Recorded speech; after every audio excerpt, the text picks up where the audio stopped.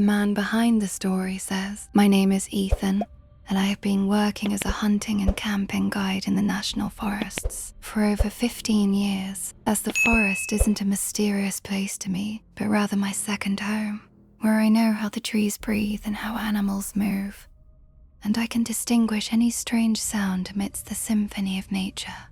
But what happened to me in the fall of 2024 changed my perspective on everything I believed in, as I was on a deep hunting trip in a very isolated area of the wilderness forest, a place untouched by hiking trails, where the trees become so dense they block the sunlight even in broad daylight. I had been tracking a massive deer for several hours, and at around 4 p.m. I reached a strange spot I had never seen before, when suddenly and without warning, all the sounds of the forest vanished, with no birds chirping, no rustling trees, and not even the buzz of a single insect, as it was a very heavy silence, a physical silence that you could feel pressing against your eardrums. And in the middle of that spot, I saw something that didn't belong there at all, as I saw a pristine white marble staircase standing alone amidst the thick trees, which wasn't part of an old building and had no walls around it, but was just a flight of 10 steps, ending in midair, as if it had been cut out of a luxurious palace and placed there with extreme care. I stopped in my tracks and felt a cold chill run down my spine, because the marble was so clean and polished, without a single speck of dust or a dead leaf on it, even though the forest around it was filled with debris. And I approached slowly, as my hunter's instinct was screaming at me to retreat. But my curiosity was stronger, so when I got within a few meters, I smelled a strange scent, the smell of ozone, similar to the air right before a violent thunderstorm. And I looked at the steps and saw something on the 5th step that made my heart sink into my stomach, because there was a small shoe, a red child's shoe, placed precisely in the middle of the step, as if someone had put it there just to grab attention. My breath began to quicken as I remembered the missing persons reports in this forest, the children who vanished without leaving a single trace, and suddenly I felt shadows moving in the corner of my eye. But whenever I turned, I found nothing, so I called out in a trembling voice, asking if anyone was there yet. My voice didn't echo back, but was, instead, swallowed by the silence surrounding the stairs like a black hole. Then suddenly, I heard a voice directly behind me that was so familiar, because it was the voice of my mother, who passed away 5 years ago, saying quite clearly, "Ethan, climb the stairs, it's cold out here." I froze in my tracks, as the voice was so real I almost believed it, but I knew it was impossible, so I began to back away slowly, keeping my eyes fixed on the stairs.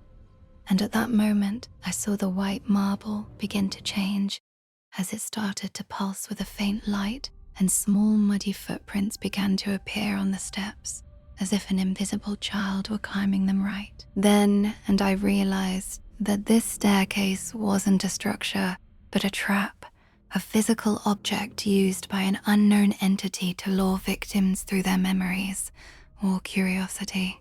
I turned and ran at my full speed, never looking back, even as I heard many voices calling me in the tones of my friends, and relatives all asking me to return to the stairs.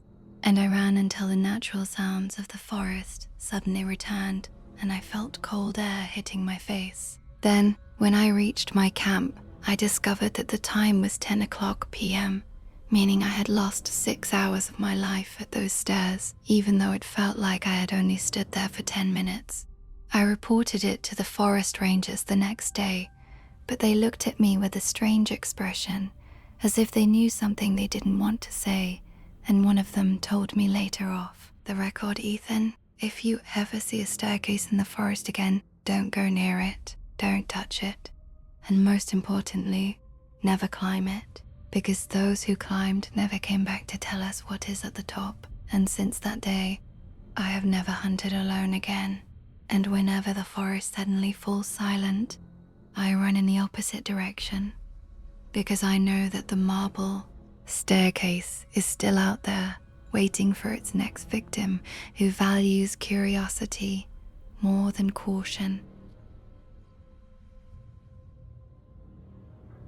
The young man behind the story says my name is Mark, and ever since I first set foot in the Sierra Nevada mountains 20 years ago, I have considered myself a son of these peaks as a professional mountaineer who fears neither the storms nor the slopes that could end an amateur's life in minutes, because the forest was always a place of peace for me where I escaped the noise of people in the city. But last summer I discovered that the silence I once loved could turn into a lethal weapon that tears apart your mind before your body, as I was on a solo expedition in a remote area the local Paiute tribes call the Silent Zone, which is a valley so deep the fog never lifts, and the trees grow twisted as if they are trying to escape the earth. I was searching for an old trail, a lost pass said to lead to the Black Eye Peak, which hasn't been recorded on any modern map since the 50s. And on the third day of my journey, things began to take a strange turn, as the air felt heavy, so heavy that I felt physical resistance, while walking in the fog wrapped around me like a shroud, blocking my vision beyond 5 meters. So while I was crossing a narrow gorge where giant pine trunks intersected over my head, I tripped over something solid, and looking down, I initially thought it was a moss-covered rock, but its pale blue color caught my eye because it was a tent, a professional expedition tent that looked like it had suffered an explosion from the inside. I leaned down and began clearing away the dry leaves covering it as my heart started drumming in my chest, seeing that the tent wasn't just worn out by the elements, but had long, sharp, vertical tears and strange punctures coming from the inside out. And I imagined the person who was trapped in there using their nails or a knife to rip through the fabric in a desperate attempt to escape, as if the enemy wasn't outside, but sharing their sleeping bag. And the smell emanating from the interior was a mixture of old dampness and a faint sulfurous scent I couldn't explain. As there were no bodies and no blood, just a cold emptiness that makes you want to scream. And lying next to the broken tent pole was a small GoPro camera, half buried in the mud. I picked up the camera with hands that were trembling in a way I had never experienced before, and sat on a nearby rock, trying to steady my breathing as I turned it on to find only 10% battery remaining. The footage began with a young man in his early 20s, his face as pale as death and his eyes sunken into their sockets from a lack of sleep, as he filmed himself in the corner of the tent with a flashlight shaking in his hand, while he began to whisper in a hoarse voice that today is the 4th day, or maybe the 5th, because I've lost track and I don't know how he does it. But he is standing outside the tent right now, and I can hear him calling me in my own voice, but it isn't me. Suddenly, a dead silence took over the video, a silence so heavy it made me stop breathing. From behind the tent fabric in the footage, a sound emerged, and it wasn't the sound of a monster or the wind, but a human voice that was calm and very clear, calling out, "Help me, I'm stuck in the trees. Can you hear me?" And the true horror was that this voice was an exact replica of the young man's voice in the video, with the same tone, the same accent, and even the same way he breathed between words. The young man in the video began to cry in a terrifying silence, with tears streaming down his dirt-stained face as he whispered to the camera that it is studying me. And ever since I arrived in this valley, it has been mimicking every word I say as it waits for me to answer because it wants me to unzip the tent. Then suddenly, the video cut out and the battery died. At that moment, I felt as if the world around me had frozen and the fog seemed to be crawling toward me slowly. So I lifted my head from the small screen and looked at the forest surrounding me, where the trees that were just inanimate objects minutes ago began to look like living entities watching me from behind their black trunks. Then a sudden silence fell, the exact same silence I had heard in the video, and suddenly from behind a massive pine tree no more than 10 meters away, a sound rang out, hitting me in the depths of my soul because it was a familiar voice, a voice I hear every time I speak in the mirror, as it was my own voice calling out to me in the same way. I call my climbing partner saying, "Mark, look what I found, here, come quickly." My heart stopped for a second because it wasn't an echo, since echoes fade, but this voice was strong, alive, and coming from a specific spot, and I felt electricity running through my spine and a chill that made the hair on my body stand up as I realized at that moment that I wasn't facing a predator, but rather a thing that possessed a diabolical ability to analyze the vibrations of your throat and mimic them in seconds. And I remembered the torn tent and knew for certain that the young man didn't flee from a beast with claws, but from an entity trying to replace him.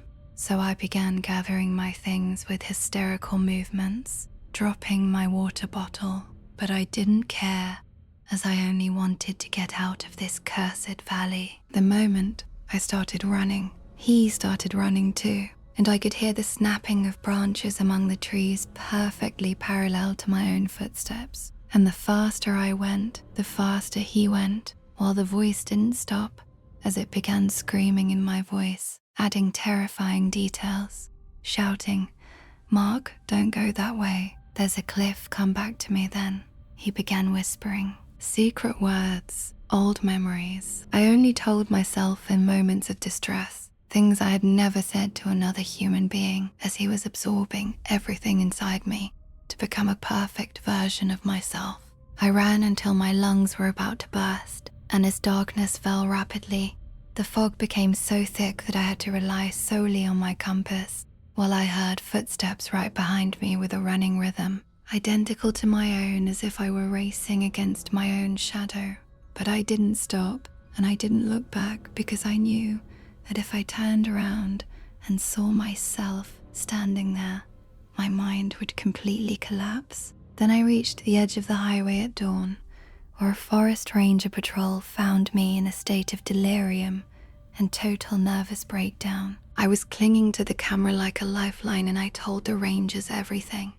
But when they inspected the area later, they came back to tell me something shocking, saying, "Mark, there is no blue tent there, and there is no record of any missing young man," because the forest hadn't just swallowed the boy, but had erased every shred of evidence of his existence the moment I left the valley. And now I live in an apartment in the heart of New York, on the 20th floor, far away from any tree. But I am no longer the person I used to be, as the camera remains in my closet locked away. Yet sometimes in the dead of night, I hear a voice coming from the kitchen, a voice exactly like mine, calling out to me coldly, "Mark, do you really think you escaped? I am still studying your new voice."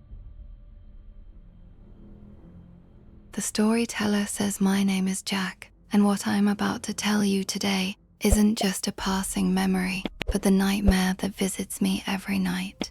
I close my eyes, making me wake up drenched in sweat as I feel the walls of my room to make sure I am not back in that cursed forest, because this happened 2 years ago when I decided to take my wife Amy and my young son Sam on an extraordinary camping trip deep into the Appalachian forest, thinking I was giving my family the adventure of a lifetime away from the noise of phones and the hustle of cities. Yet, I didn't know that nature there isn't just trees and rivers, but an ancient entity that watches, studies, and waits for the moment you weaken to play with your mind. As we reached a completely isolated spot where no human foot had stepped for years, and where the branches of giant oak trees intertwined above our heads like massive fingers trying to block out the sunlight and strangle the sky.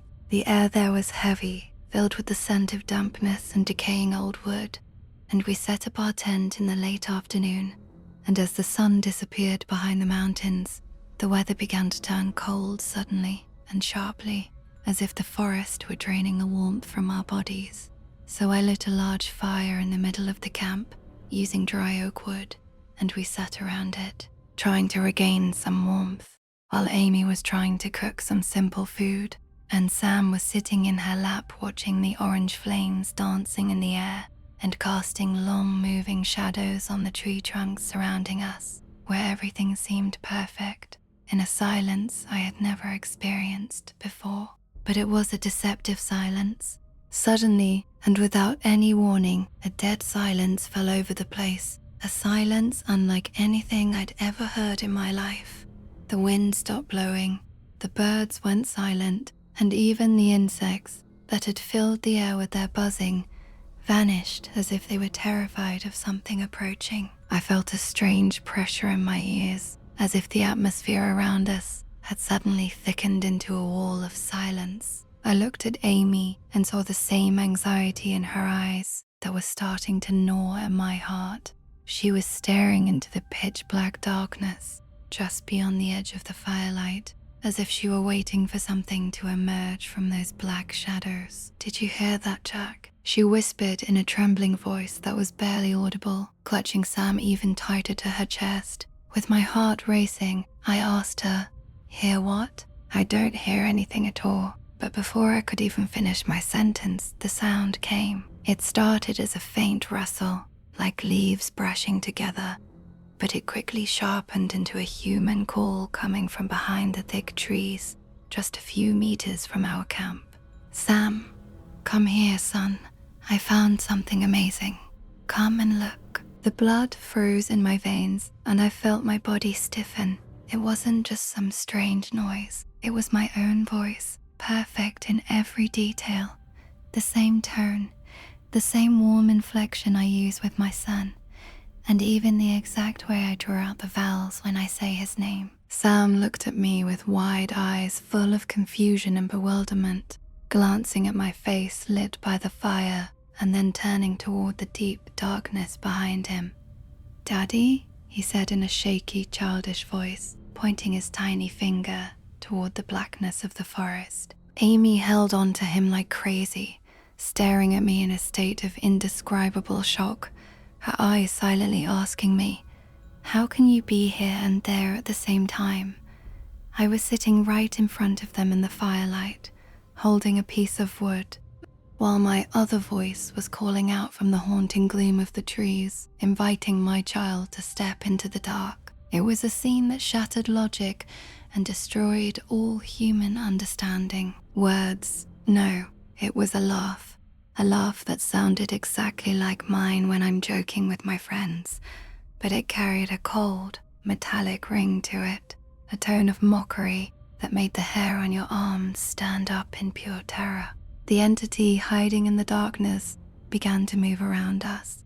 I could hear heavy branches snapping under weighted footsteps, the sound of a gait that suggested a massive body trying to mimic a human walk, but failing to keep its balance. The noise circled us in a tight radius, drifting away and then drawing closer again, like a predator studying its prey before the kill. The voice started repeating itself now, but with a sharper, more urgent edge. "Jack, Amy, why are you just sitting there? It's wonderful in here. Come see what I found." At that moment, the voice began to decay and distort in a horrifying way. The first word was in my voice, but the second sounded like it came from the throat of a predator, and the third was like an old woman screaming in pain. The entity was losing its grip on the imitation, as if the vocal mask it was wearing was tearing apart to reveal its hideous reality. I grabbed my iron axe, the one I used for firewood, and stood in front of my wife and son, shielding them with my back and my trembling body. "Amy, grab whatever you can and get in the tent right now. Do not look back, no matter what you hear." I shouted at her, my voice nearly failing from the sheer intensity of the fear. The fire was starting to die down, and as the light faded and its boundaries receded, the sense of danger crawling toward us grew. Then, suddenly, I caught a glimpse of it in the corner of my eye between two massive pine trunks. It was something no human description could ever do justice to. It was incredibly tall, its limbs unnaturally thin and long, and its skin was a pale, shroud-like white, like a corpse pulled from a grave centuries ago. It didn't have a clear face with human features, just deep, hollow black pits where the eyes should be, and a wide mouth twitching as if it were trying to form words in a language humans weren't meant to understand. It swayed back and forth with a sickening, mechanical motion. The entity began circling the camp even faster, and its voice shifted again, this time becoming Amy's. It called out in her exact voice, "Jack, help me. I'm behind the trees. The woman sitting with you in the camp isn't me. She's a monster." The psychological game this creature was playing was so terrifying that I started to doubt my own senses. For a split second, I even wondered, am I really Jack? I looked back slowly. The real Amy was trembling inside the tent, holding Sam and shielding his eyes while praying out loud. I realized at that moment that this thing, this cursed skinwalker, didn't just want to devour our bodies. It wanted to shatter our minds and destroy our grip on reality before ending our lives. I knew I had to act, so I grabbed the bottle of kerosene I kept for the lamps and pulled the whole thing over what was left of the fire. The flames roared up suddenly, lighting up a massive stretch of the forest in a brilliant orange glow. At that exact moment, the entity let out a piercing shriek that tore through the dead of night, a sound unlike any known animal on Earth. It was a mix of grinding metal and the squeal of a dying wild boar. I saw it retreat with incredible speed into the trees, its movement distorted and sickening, as if it were crawling on all fours and running with its long body all at once. Taking advantage of those few seconds of its confusion, I hauled Amy and Sam out of the tent with all my strength, and we sprinted toward the car parked at the edge of the dirt road. We didn't even think about grabbing our gear or clothes. Life was the only prize we were trying to save on that pitch-black night. I drove like a madman, ignoring rocks and potholes, flooring the gas pedal with everything I had. I didn't dare look in the rearview mirror. I was terrified I'd see that pale face staring back at me through the back window. We didn't stop until we reached the lights of a gas station crowded with people and cars, where I finally felt like I could breathe again. When I got out of the car, trembling, I saw something that made my knees hit the ground in pure terror. On the rear window of the car, there were fresh, muddy footprints, but they weren't animal tracks. They were distorted human footprints with 5 incredibly long toes ending in sharp claws that had left deep scratches in the glass, as if that entity had been clinging to the back of the car, watching us through the window during the entire escape, just waiting for the moment the car stopped. I don't dare leave the city now. I sold all my camping gear and we moved into an apartment surrounded by streetlights that never go out. But the most terrifying part of all is what happened a week after the incident. I was in the kitchen at night getting a drink of water when I heard my son Sam calling me clearly from his room. "Daddy, come quick. I found something in the closet." I ran to him, only to find him fast asleep and peaceful in his bed, while that same voice was still coming from inside his closed wardrobe with the exact same tone and the exact same words. I realized then that the forest doesn't let its victims go easily. Instead, it plants its cursed echo inside them, growing like a silent disease, just waiting for the right moment to come out and replace your life forever.